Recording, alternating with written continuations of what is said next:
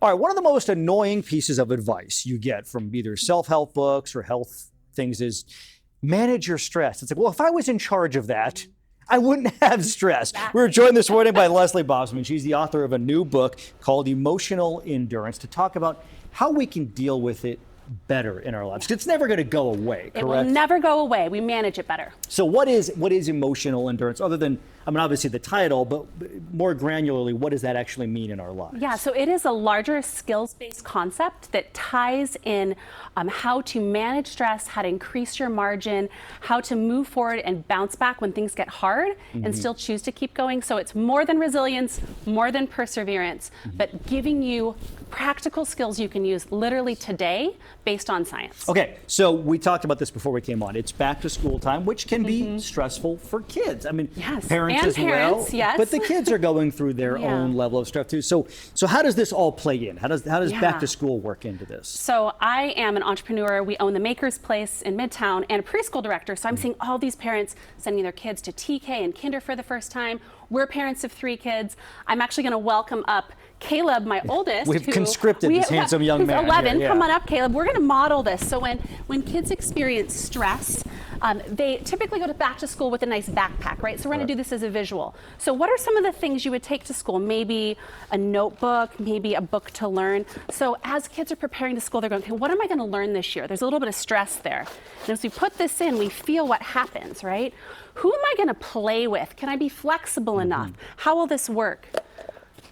Ooh, what am I going to highlight this year? What are the highlights of my favorite memories?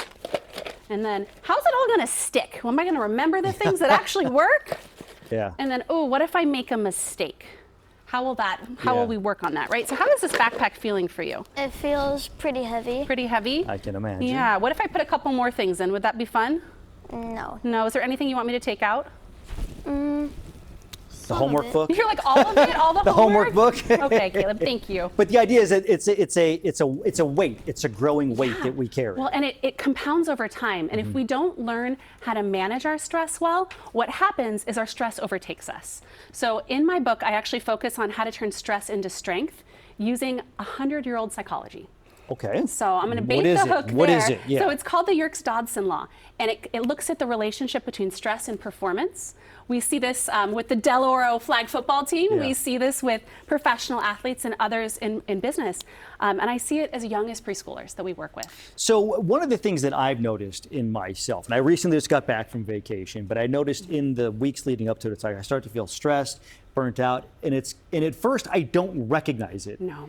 I think it's external. It feels normal, right? We're a little buzzy. And I think it's external stuff like, oh man, work is really hard. And I realize it's actually how we're managing me. it. Yeah. Why don't we recognize it sooner? Yeah. Why does it take so long for us to figure out that's what's going on inside? I think everyone's a little different because there's so many factors to that. The biggest thing I have learned as a leadership coach and an entrepreneur and a parent is if we don't understand how we're feeling and can name our emotions, we'll never be able to tame them and turn the thoughts into something that actually helps. We're running short on time, but before we got started, you quickly teased me with, you have a quick skill or trick that we can, for worrying about things that we can't control. Correct. And so one of the biggest things I always say is if you have a constant sabotaging thought or a limiting belief, the first thing to do is say, what is true about this? Oftentimes there's not a lot that's true, but if you can name the truth and then call out the lie and then say, how do I want to feel instead?